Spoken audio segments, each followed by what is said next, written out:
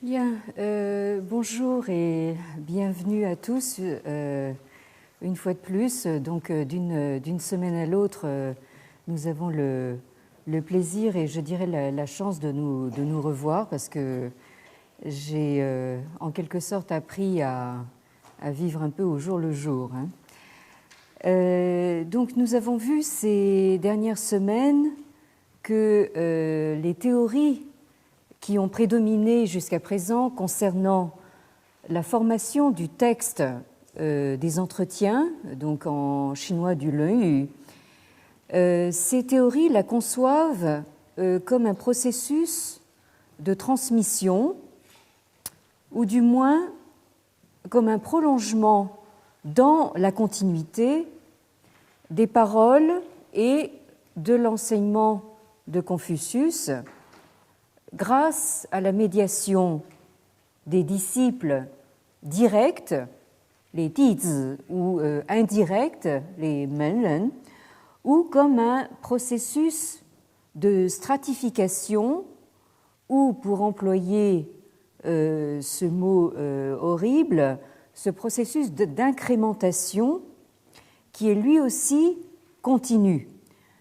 J'emploie cet horrible mot pour essayer de traduire donc la désormais fameuse accretion theory, ce terme anglais que vous avez donc en bas du tableau et qui est désormais associé au couple Bruce et Taeko Brooks. Donc auteur de cet ouvrage qui a fait parler de lui, ne serait-ce que dans la controverse, à savoir donc The Original Analects, daté de 1998.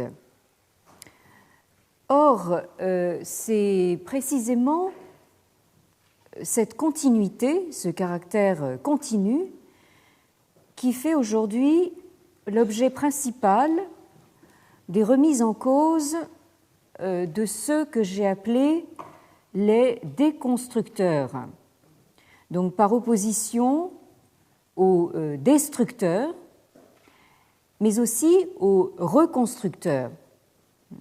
Nous avons donc ces déconstructeurs qui, en quelque sorte, opèrent en sens inverse, évidemment donc des destructeurs, par exemple de ceux qui ont marqué l'histoire chinoise du XXe siècle, notamment à partir du mouvement du 4 mai 1919, avec une sorte de paroxysme pendant la Révolution culturelle.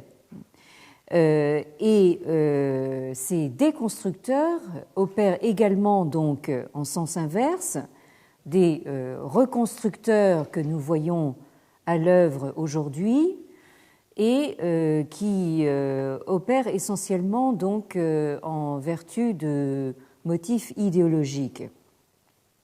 Alors ces déconstructeurs se trouvent être donc des historiens pour la plupart.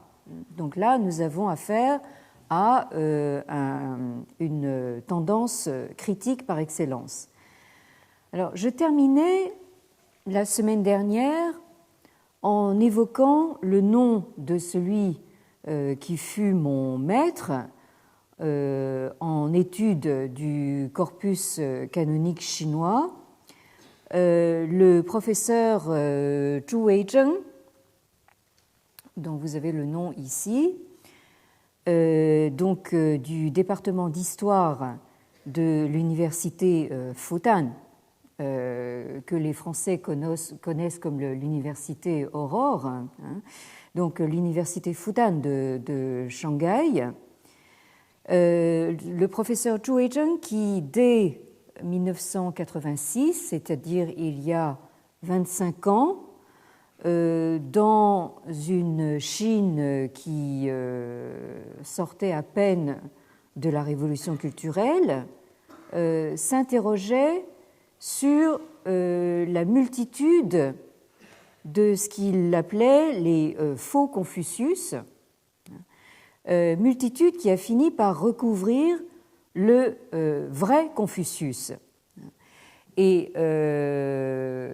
cela vous rappellera sans doute donc le questionnement repris tout récemment par cet autre historien, donc Li Ling, qui lui donc enseigne au département d'histoire de l'université de Pékin, à Peita, comme on dit en chinois.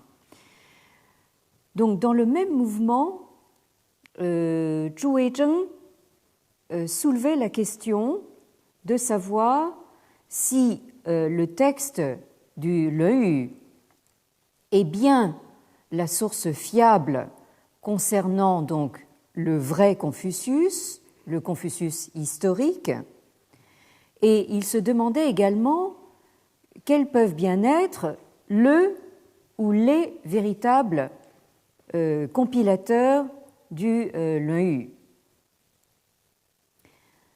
Alors certes, Zhu Weizheng n'était pas le premier à émettre des doutes concernant la Vulgate véhiculée par la tradition établie, mais il est sans doute le premier à les avoir exprimés haut et fort.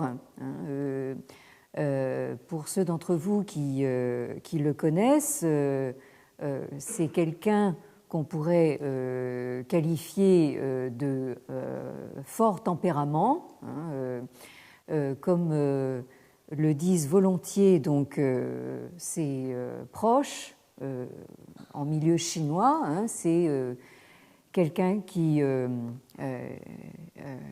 xi huan chou ma, c'est-à-dire qui aime donc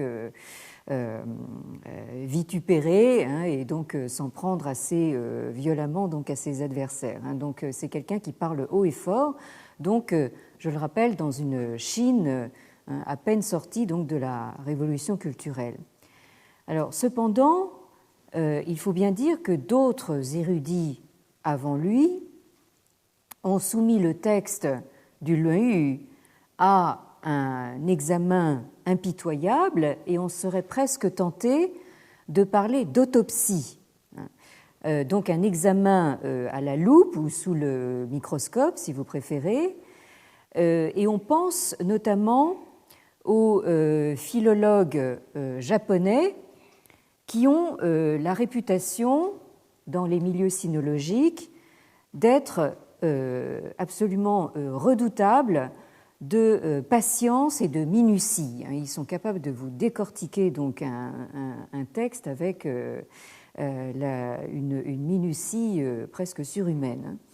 Alors, je mentionnais la dernière fois les noms des deux grands penseurs du Japon des XVIIe, XVIIIe siècles, qui ont été également les auteurs d'importants commentaires sur le Lun, donc en japonais Rongo, à savoir donc les deux noms que vous avez en tête du tableau, donc Ito Jinsai et Ogyu Sorai. Mais bien évidemment, la liste des exégètes japonais sur le Lun à l'ère moderne serait bien trop longue pour que je vous en donne le détail. Alors qu'il me suffise de citer les travaux publiés dans les années 1970 par, et vous avez donc le nom en haut du tableau, par Kaneto Mamoru, dont les méthodes et les techniques d'analyse se rapprochent assez souvent de quelque chose dont je m'en vais vous parler à l'instant, à savoir donc de la Formgeschichte allemande.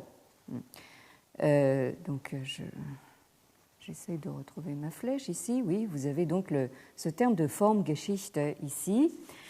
Je fais ici référence à un courant qui est en train de gagner du terrain, voire de s'imposer dans le domaine des études sur les textes chinois anciens et tout particulièrement donc le Yu qui nous intéresse.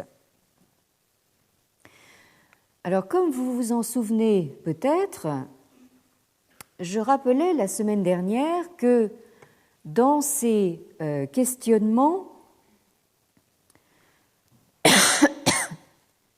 excusez-moi, dans ces questionnements sur la provenance et la composition du Yu, le professeur Zhu Weizheng faisait remarquer qu'il n'y avait rien d'équivalent en Chine avant l'ère moderne aux recherches menées par les représentants de ce qu'on appelle donc en allemand la Religionsgeschichte, le terme ici. Donc, ce que nous appelons en français l'histoire des religions, et ces recherches menées également par les théologiens protestants allemands du XIXe siècle, dont vous avez deux noms parmi les plus connus, donc Albert Eichhorn, qui a vécu entre 1856 et 1926, et Hermann Gunkel, qui a vécu de 1862 à 1932. Alors, ces tenants de la Religionsgeschichte et qui se confondaient très souvent donc avec des théologiens protestants ont appliqué au corpus textuel biblique des méthodes de lecture et d'analyse historique et critique telles que cette forme Geschichte dont je parlais à l'instant. Alors, ce terme désigne en gros une méthode de lecture critique du corpus biblique qui tend à y distinguer différentes formes ou structures littéraires ou ce qu'on pourrait appeler également différents genres, le mot genre étant ici utilisé pour traduire le mot allemand Gattung. Et cette méthode tend donc à retracer donc les origines et le contexte premier, à savoir historique, culturel, voire sociologique, de ces différents genres. Alors, cette notion de contexte est désignée en allemand par une expression devenue fameuse, le Sitz im Leben, c'est-à-dire donc littéralement l'assise dans la vie, ou le fait donc de replacer donc un texte en situation vécue. Par exemple, je prends un exemple assez simple et évident, un texte qui commence par une invocation à une divinité. Alors, en l'occurrence, dans le corpus biblique, ce sera plutôt en fait le Dieu unique. Donc, on pourra supposer qu'il s'agit donc d'un texte de prière et qui, pour être lu et compris dans son sens premier, devra être replacé donc dans son Setzenleben, c'est-à-dire donc en situation vécue, dans son contexte originel, et en l'occurrence donc un contexte qu'on peut supposer de nature cultuelle ou religieuse. Alors un autre exemple classique souvent cité, c'est quand vous entendez donc un texte commencer par la formule il était une fois, hein, vous pouvez supposer que vous êtes là dans le domaine du conte, hein, ou du conte de fées, ou même d'un récit de légende. Alors, Hermann Gunkel, parmi d'autres, a commencé par appliquer donc les méthodes de la Formgeschichte à la Bible hébraïque, ce qu'on appelle communément donc le corpus de l'Ancien Testament, en mettant l'accent sur ses possibles origines orales.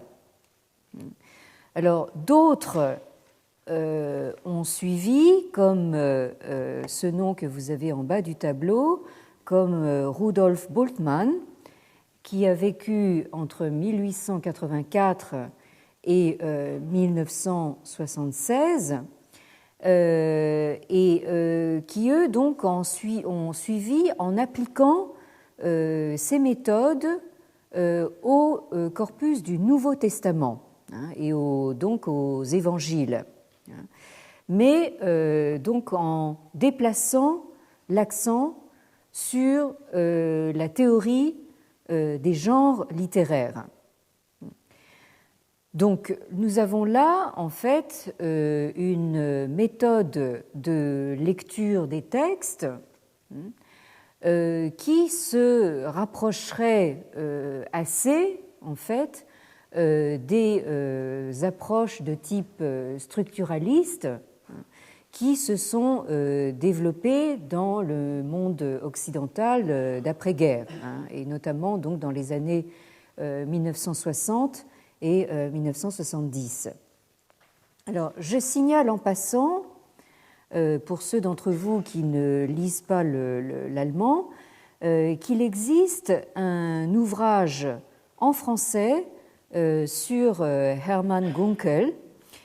Il s'agit d'un ouvrage de Pierre Gibert, qui est jésuite et qui a été longtemps professeur d'exégèse de l'Ancien Testament. Alors, cet ouvrage est intitulé « Une théorie de la légende ». Le sous-titre, c'est Hermann Gunkel et les légendes de la Bible, et ça a été publié chez Flammarion en 1979. Alors, je signale que Pierre Gibert est également l'auteur de nombreux livres, parmi lesquels un livre tout à fait intéressant, bien qu'il ait beaucoup moins de rapport avec ce qui nous préoccupe, à savoir donc l'invention de la Bible, 15e, 18e siècle, qui est paru tout récemment en 2010 chez Gallimard. Alors, comme je l'ai dit la dernière fois, cette école de critique biblique allemande est éminemment représentée ici au Collège de France par mon collègue Thomas Römer, mais ce qui est encore plus intéressant pour nous, c'est qu'elle est également très présente dans les travaux d'une nouvelle génération de sinologues, dont beaucoup se trouvent, et je ne pense pas que ce soit un hasard, se trouvent être allemands ou d'origine allemande. Et donc, ces collègues enseignent et mènent leurs recherches dans des institutions universitaires, bien sûr en Allemagne, mais aussi un peu partout dans le monde, notamment aux États-Unis. Donc, il y a les États-Unis qui ont drainé un certain nombre de nos collègues sinologues.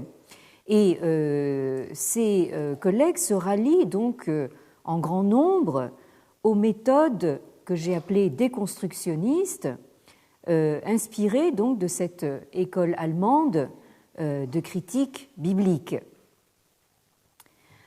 Alors, les plus radicaux d'entre eux se regroupent autour de la thèse dont j'ai déjà parlé et qu'ils nomment eux-mêmes la thèse révisionniste sur donc la datation de la compilation du Luan-Yu.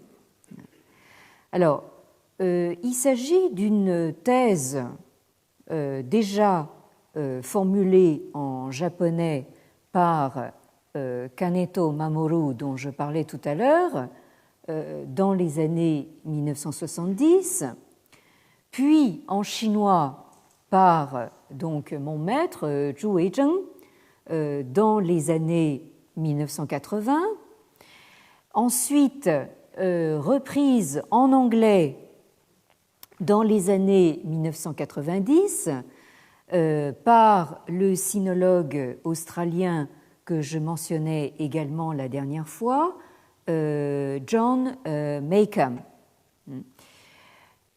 Alors, vous voyez que la thèse gagne de l'ampleur à mesure que l'on passe d'une décennie à l'autre et qu'elle passe également donc par diverses langues, ce qui me faisait parler donc la dernière fois d'une sorte de mondialisation des débats donc sur la datation du Luan-Yu.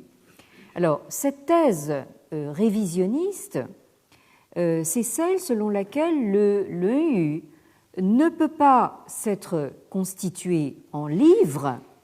Alors, qu'est-ce qu'il faut entendre par livre? Alors là, bien sûr, c'est une question qui est également au cœur du débat, mais on pourrait considérer qu'un livre, c'est fondamentalement une entité textuelle à peu près stabilisée.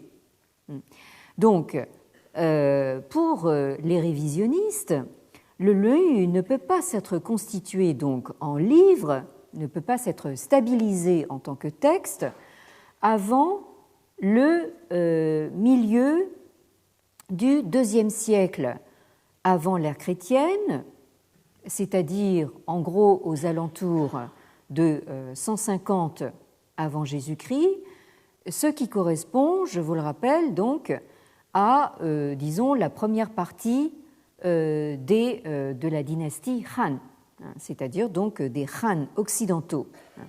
Il s'agit donc de la période où les Han commencent à mettre en place un ordre socio-politique nouveau, à savoir donc celui d'un empire fortement centralisé. Alors ça a son importance justement quand on met en regard donc le fait que le Luan-Yu se serait constitué en livre, donc à l'époque même où les Han mettaient en place donc les structures de base donc d'un empire centralisé. Alors, je dois signaler que récemment s'est tenue à l'université, la fameuse université de Princeton aux États-Unis, donc Princeton, une des grandes universités de la côte est américaine. Donc, il s'est tenu un colloque au titre « On ne peut plus clair ». Ce colloque s'intitulait donc « The Luan-Yu, a Western Han Text », point d'interrogation, c'est-à-dire donc le Luan-Yu, est-ce un texte des Han, point d'interrogation. Alors, ce colloque était organisé par le professeur Martin Kern, que j'ai invité, peut-être que certains d'entre vous s'en souviennent, je l'ai invité il y a un an à venir faire 2 conférences au Collège de France. Alors, je n'ai malheureusement pas pu y assister moi-même pour des raisons que j'ai exposées en début de cette année de cours, mais vous trouverez donc les résumés de ces conférences dans la dernière lettre du Collège de France, en français. Vous trouverez ces résumés en français. Alors, Martin Kern est allemand d'origine. Il a été formé donc à l'université de Köln, de Cologne, et il est actuellement donc professeur à cette université de Princeton, où il poursuit notamment des travaux sur le Shijing, c'est-à-dire donc le livre des Odes, qui fait partie actuellement du corpus canonique confucéen. Et ces travaux sont clairement inspirés par ces méthodes de la critique biblique dont je parlais à l'instant. Et il se trouve que bon nombre de participants à ce colloque de Princeton, donc, qui portait sur la question de savoir si le Leu est un texte des Han. Donc, un certain nombre de ces participants se trouvaient être dans des situations analogues, c'est-à-dire donc des Allemands d'origine, mais faisant leur carrière universitaire dans des pays anglophones. Et pour la plupart partisans justement de cette fameuse approche déconstructionniste du Leu. Alors, John Maycomb, donc ce sinologue australien qui participait également à ce colloque, et rappelle que une preuve que le Leu n'existait pas à l'état de livre, ni même de proto-livre dans la période précédant immédiatement les Han, c'est la manière dont le Mencius, donc c'est comme cela que on connaît cet ouvrage qui est désigné en chinois donc comme le Mengzi, c'est-à-dire donc le livre de maître Meng, Mencius étant une latinisation opérée par les jésuites au même titre donc que la latinisation de Confucius, donc maître Kong en Confucius. Donc pour Maycomb, on peut être frappé par le fait que Mencius ou Mengzi, maître Meng, qui est censé être l'héritier spirituel de l'enseignement confucéen au IVe siècle avant Jésus-Christ. Bien sûr, donc Mengzi cite sa référence, son maître Confucius. Donc, dans le corps du texte du Mencius, du Mengzi, on trouve bien 28 citations au total qui commencent soit par la formule Kongzi Yue, c'est-à-dire donc maître Kong dit, ou bien par Zhongni Yue. Zhongni, c'est une autre appellation donc de Confucius. Mais ce qui est tout à fait frappant dans ces 28 citations, c'est que seulement 8 d'entre elles se retrouvent plus ou moins et très grosso modo dans le Textus Receptus, c'est-à-dire donc le texte du Leu tel que nous le connaissons, tel qu'il nous a été transmis. Et parmi donc ces 8 citations qui ont l'air de ressembler à peu près à des passages du texte reçu du Leu, une seule se présente verbatim, c'est-à-dire donc mot pour mot. Donc là, on ne peut pas s'empêcher de penser qu'il y a véritablement un quota de citations du Leu qui est très faible. Alors, quant au Xunzi, alors autre prétendu héritier spirituel de Confucius, qui lui a vécu donc un peu plus tard, donc entre le IVe et le IIIe siècle avant l'ère chrétienne, dans le texte tel que nous le connaissons du Xunzi, le Leu n'est tout simplement pas cité une seule fois.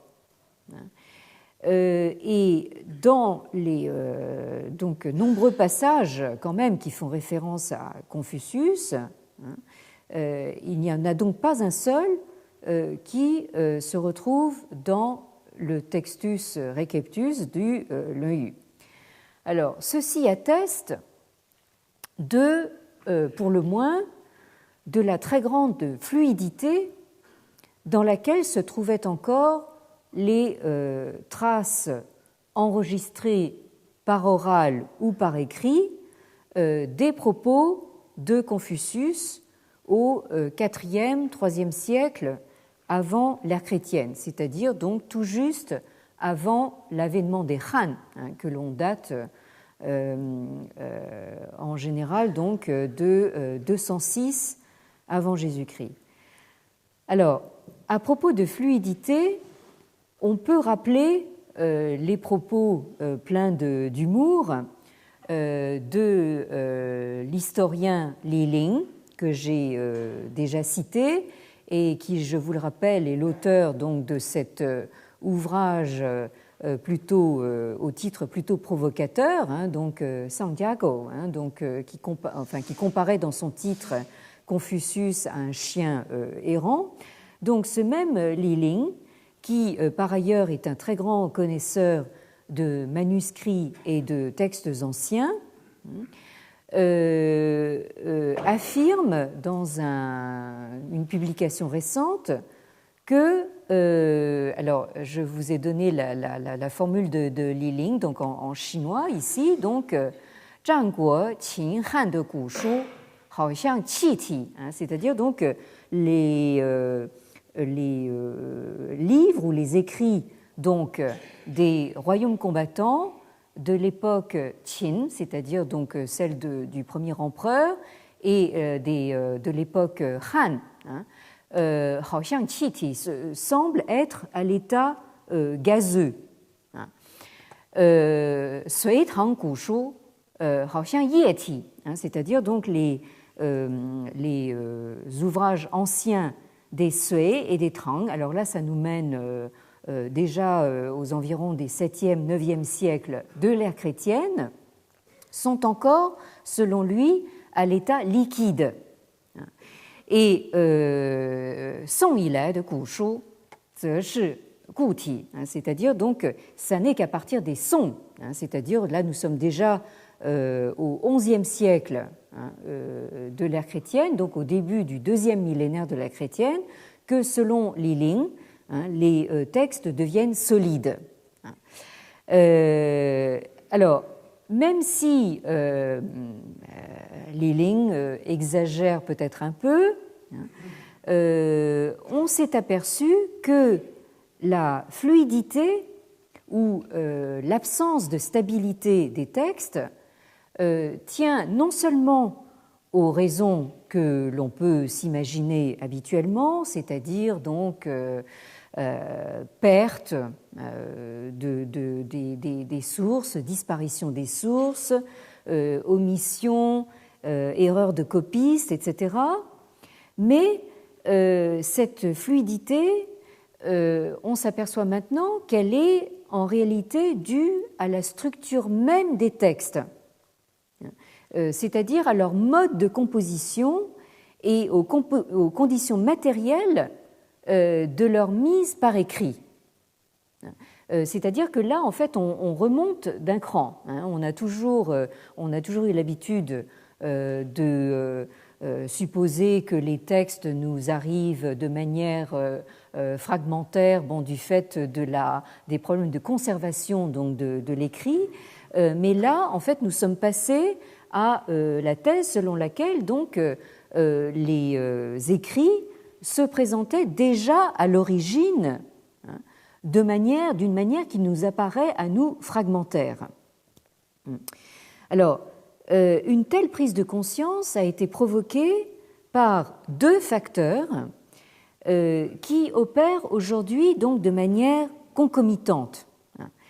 Alors, il y a d'abord la critique des textes qui, comme je viens de l'exposer, s'inspire désormais pour large part de ces fameuses méthodes appliquées au corpus biblique depuis donc le XIXe siècle en Europe. Alors, cette relecture critique des sources textuelles transmises est maintenant stimulée et confortée par, et c'est le deuxième facteur, par l'apport des textes manuscrits qui sont retrouvés grâce aux fouilles archéologiques pratiquées donc en Chine et ailleurs, d'ailleurs en Corée également, depuis quelques décennies. Alors, comme nous allons le voir, ce double facteur, c'est-à-dire donc de nouvelles techniques de lecture critique et l'apport donc des textes exhumés des tombes pour la plupart, donc ce double facteur nous oblige à changer radicalement notre manière de concevoir les textes qu'une tradition à dominante à la fois européenne et moderne nous a habitués à concevoir comme nous avons l'habitude de concevoir un texte comme un essai ou une pièce littéraire continue et due à un auteur unique ou du moins assignable à une école.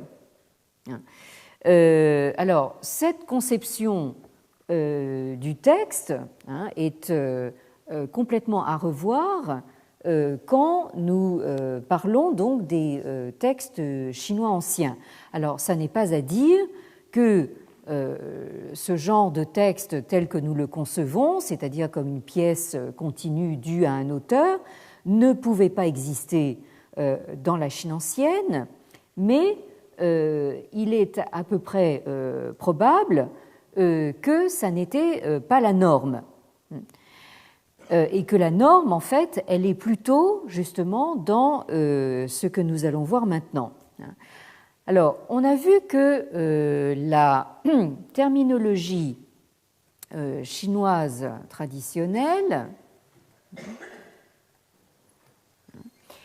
qui s'applique aux sources textuelles anciennes, prend pour unité de base non pas le livre, tel que nous le concevons, nous, ici et maintenant, mais le pian, c'est donc ce terme que vous avez donc en haut du tableau, dont je vous rappelle que le graphisme, surmonté donc du radical ou de la clé du bambou, le graphisme nous indique qu'il s'agissait vraisemblablement d'un faisceau donc de fiches de bambou. Alors, ce pian est composé donc toujours dans la terminologie traditionnelle de zhang, qui sont eux constitués de phrases ou de groupements de phrases relativement courts.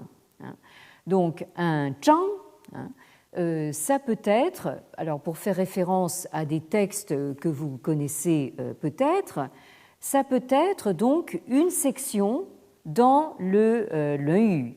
Vous en avez donc un exemple que nous avons déjà vu au bas de ce tableau.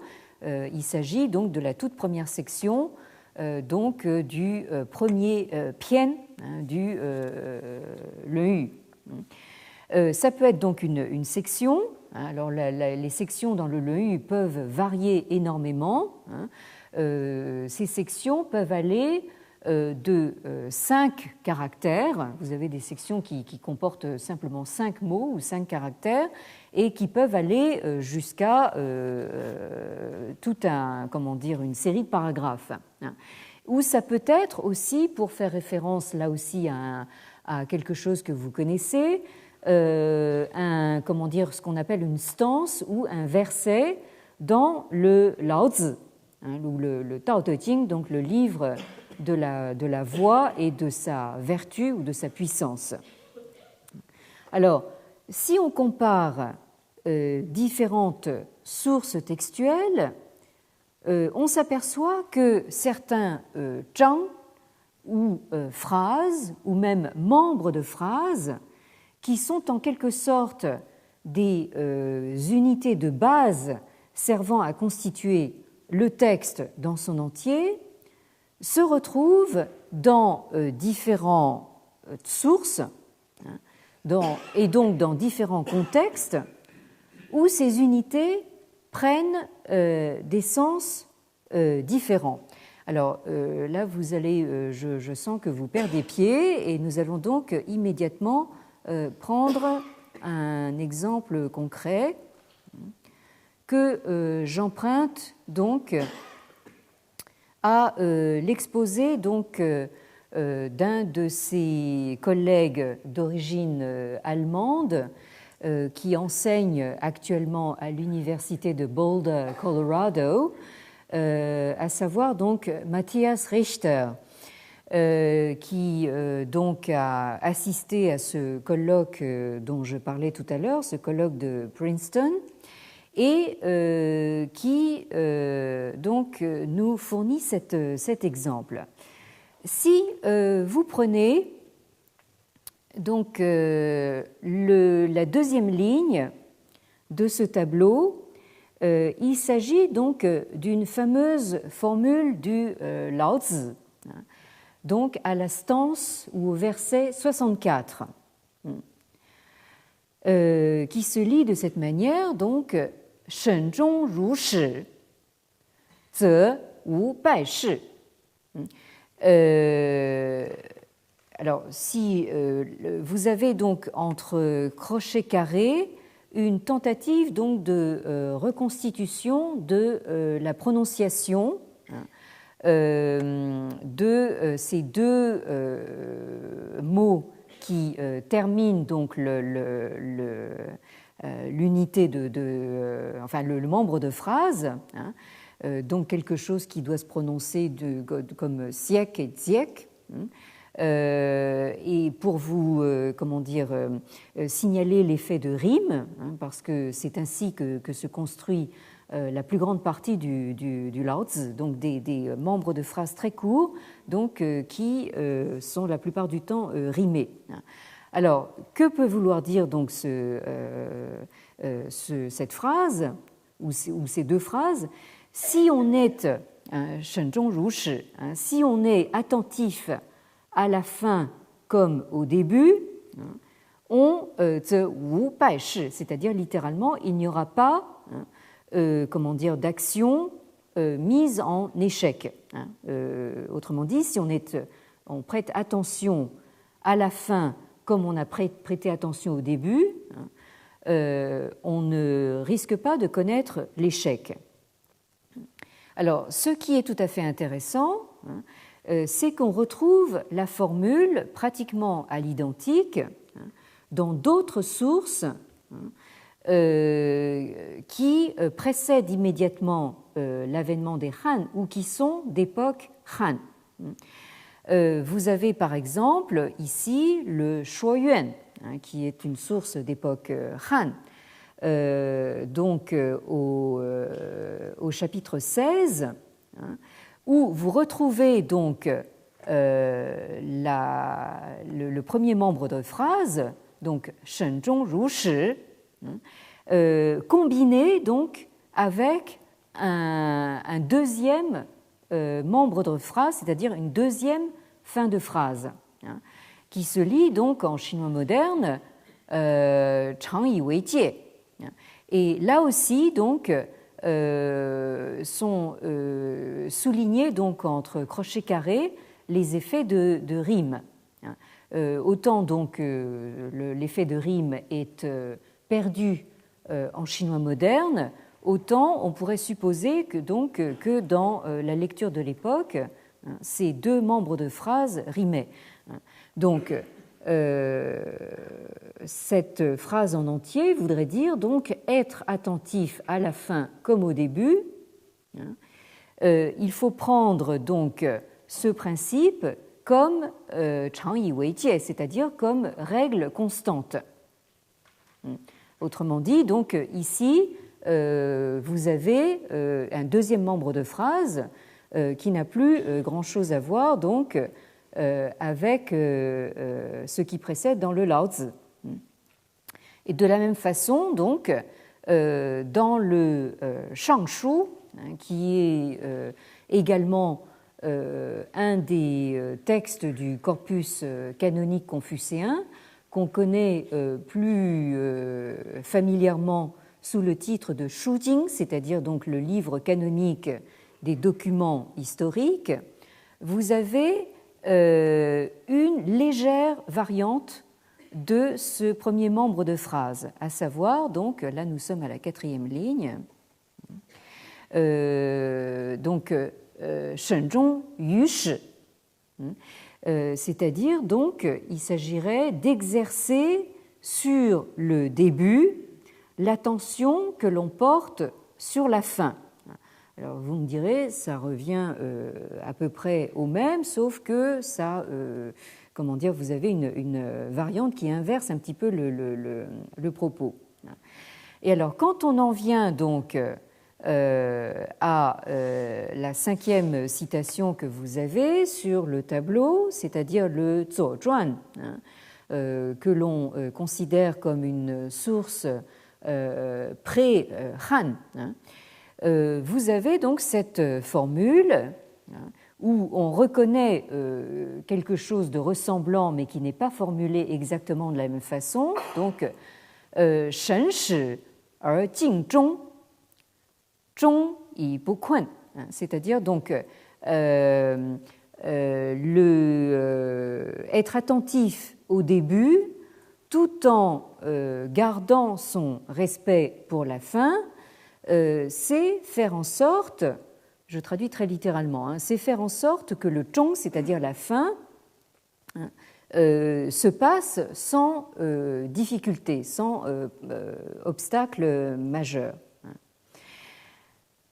Je vous signale d'ailleurs au passage que ce mot zhong, ça c'est pour ceux d'entre vous qui êtes un petit peu débutants en chinois, c'est le mot qui marque par exemple la fin d'un film.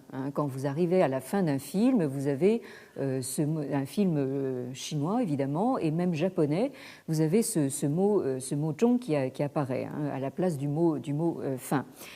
Alors, je referme ma parenthèse. Donc, la dernière citation que vous avez donc sur le tableau provient donc du Li Ji, c'est-à-dire donc le traité des rites, que l'on datait traditionnellement d'avant l'époque impériale, c'est-à-dire d'avant les Han, et qu'on a de plus en plus tendance justement à dater du début des Han.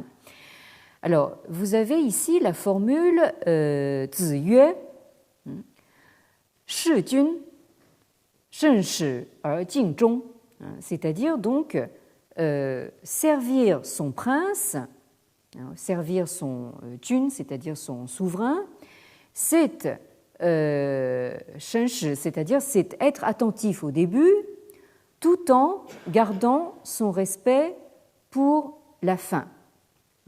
Alors, vous voyez comment on évolue donc d'une citation à l'autre. C'est-à-dire qu'ici, dans la citation du traité des rites, cette fameuse formule de faire attention à la fin comme au début, ou au début comme à la fin, est réintégré donc dans un propos du maître, c'est-à-dire Confucius, puisqu'on fait précéder la formule donc de cette entrée en matière canonique, Ziyue, c'est-à-dire le maître dit. Et d'autre part, la formule est également intégrée dans un nouveau contexte, puisque donc cette formule de sagesse générale qui apparaît dans le Lao Tzu devient donc un précepte politique qui s'adresse donc aux serviteurs du prince. Donc, quand on sert son prince, il s'agit donc d'être attentif au début, tout en donc gardant tout son respect pour la fin. Alors, vous voyez comment donc on pourrait dire cette maxime est recyclée, on pourrait dire, et réintégrée dans des contextes différents, selon les sources. Et j'ai gardé ici en quelque sorte le meilleur pour la fin, c'est-à-dire donc la citation que vous avez tout en haut du tableau, et qui provient donc du Lun-Yu, des entretiens de Confucius, dans la section, c'est-à-dire le Zhang numéro 9 du chapitre ou du Pian numéro 1. Vous avez donc un propos qui est attribué non pas au maître lui-même, mais à un de ses disciples considérés comme proches, à savoir le disciple Zhengzi. Zhengzi yue, 沈中追远 明德归后矣. Alors, donc, le disciple maître Zheng, alors là, vous voyez que ce disciple est un des rares que je signalais auparavant à porter la désignation de maître dans le texte du Lun-Yu. Alors, ça, nous aurons, j'espère, l'occasion de revenir sur cette question, mais toujours est-il que voyons un petit peu ce que signifie donc cette phrase.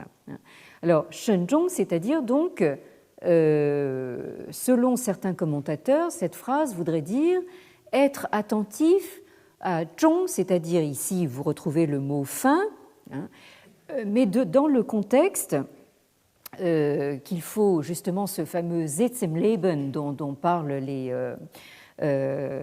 justement les tenants de la forme Geschichte allemande, il faut probablement replacer cette phrase dans le contexte on pourrait dire, de l'idéologie de la piété filiale dont le disciple Zhengzi est censé être porteur.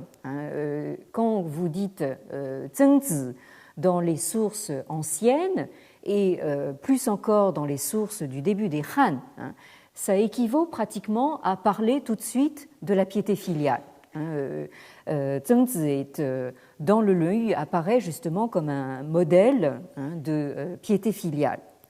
Alors, si on remet donc cette phrase dans ce contexte de piété filiale, cette phrase voudrait dire donc être attentif à ceux qui ont fini, c'est-à-dire qui ont fini, sous-entendu, de vivre, c'est-à-dire donc être attentif à ceux qui sont morts, à nos défunts, et Zhui Yuan, qui veut dire littéralement poursuivre ce qui est au loin.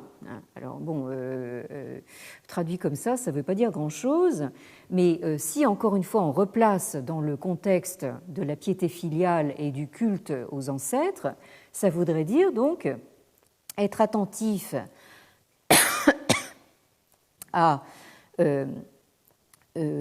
aux défunts et poursuivre donc le culte aux lointains ancêtres. Alors, Mingde Guihoi, c'est faire en sorte que la vertu du peuple revienne à littéralement sa densité première. C'est faire en sorte que le peuple donc revienne à une vertu donc consistante, en quelque sorte. Autrement dit, le message ici est à la fois donc moral et politique. Et d'ailleurs, c'est un message qui s'adresse probablement au souverain. Ça voudrait dire, donc, si vous, le souverain, vous pratiquez donc avec assiduité et respect donc le culte aux défunts et aux ancêtres, c'est un bon moyen justement pour faire en sorte que le peuple revienne de lui-même à la vertu. C'est-à-dire que vous montrez l'exemple de quelqu'un qui est respectueux des ancêtres, et donc vous serez suivi naturellement donc par le peuple. Donc là, vous voyez comment un dicton, un membre de phrase, une maxime de sagesse circule donc dans les textes, circule dans des sources différentes et se trouve réintégré donc dans des contextes différents en prenant donc des sens différents. Et vous avez une même observation à faire, et j'arrive assez rapidement là-dessus. Donc, à propos donc de cette fameuse formule que vous retrouvez à plusieurs reprises dans le texte du Lun, donc des entretiens. Cette formule du Qiao Yan Ling Se, c'est une formule en 4 caractères, et comme certains d'entre vous qui faites du chinois le savez sans doute, ce format en 4 caractères est un format qui est privilégié dans ce qu'on appelle actuellement les changyu, c'est-à-dire donc en fait les formules toutes faites qui ont valeur de proverbes ou de maximes. Et qui sont en général donc en 4 caractères. Alors, Qiao Yan Ling Se, c'est donc, ce sont des Qiao Yan, c'est-à-dire des paroles habiles, et Ling Se, c'est-à-dire un visage ou une figure qui engageante, séduisante, engageante. Donc, dans cette section 3 donc, du premier chapitre des entretiens, vous avez cette formule, donc paroles habiles et figures engageantes, xian yi ren, c'est-à-dire littéralement, sont rarement donc signes de véritable sens de l'humain. C'est-à-dire que on est tout miel, tout sourire, tout est dans les mots, et en réalité, il n'y a aucune consistance, justement, du sens du lien humain.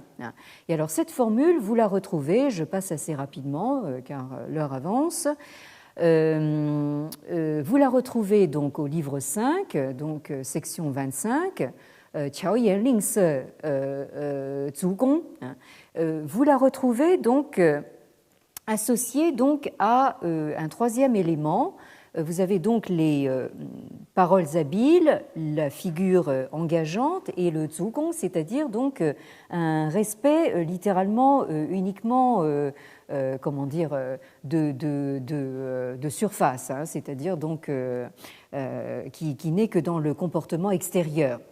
Donc vous retrouvez cette formule qui est présentée toujours de manière péjorative donc dans le contexte du Lun. Et c'est ce qui est attesté par cet autre passage de la section 27 du livre 15 du Lun, Qiao Yan Luan De, c'est-à-dire donc les paroles habiles ne font que luan de, c'est-à-dire mettre du désordre dans la vertu, c'est-à-dire mettre la vertu donc en désordre.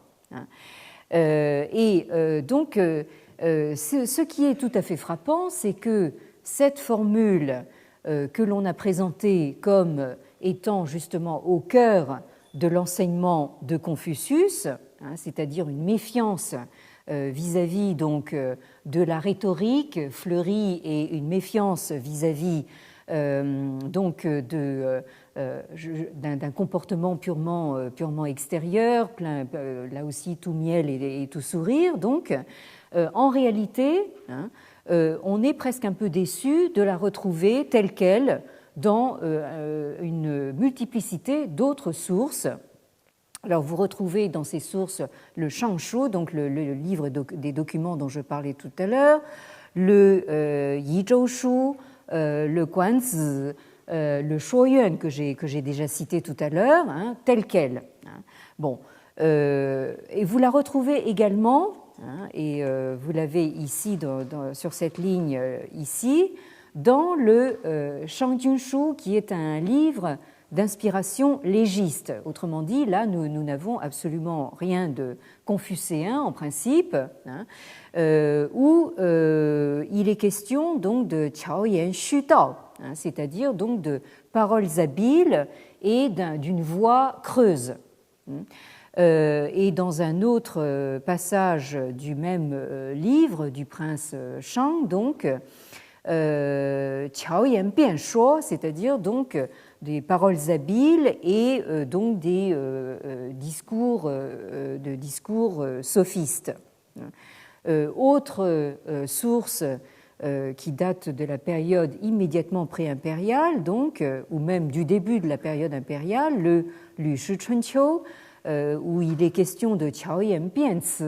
Hein, donc, et là aussi, toujours, donc, il s'agit de cette rhétorique hein, très, très fleurie que devaient manier donc les conseillers du prince, mais dont il faut en même temps se méfier, parce que, comme nous le dit également notre La Fontaine nationale, il faut se méfier toujours des beaux discours des flatteurs.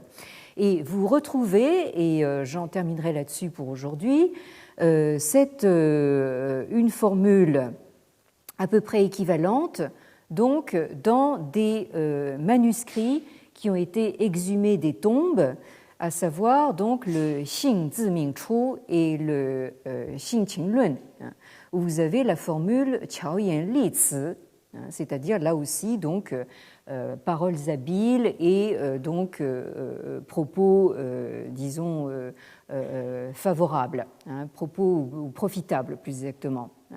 Donc, j'ai voulu vous montrer, excusez-moi d'avoir terminé aussi rapidement, mais je voulais quand même vous montrer quelques exemples justement de cette technique qui consiste à composer des textes en recyclant donc des membres de phrases ou éventuellement des formules toutes faites et qui, comment dire, traversent différents donc contextes idéologiques hein, ou différentes écoles.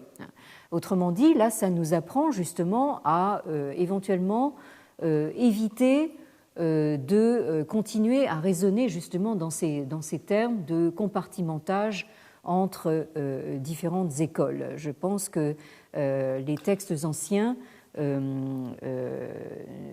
doivent être lus en fait dans une nouvelle perspective. Et la semaine prochaine, donc, nous en viendrons donc à aborder cette fameuse question donc du Sitz im Leben, c'est-à-dire donc la manière dont il faut replacer donc la lecture du Lun dans donc un contexte historique ou des situations donc vécues. Alors, je vous remercie de votre attention et de votre fidélité en vous souhaitant bien évidemment une très bonne entrée dans le Dragon, hein, puisque donc la semaine prochaine, si nous sommes encore ici, donc nous serons entrés dans cette année du Dragon qui, je l'espère, sera un petit peu moins calamiteuse que le lapin. Merci.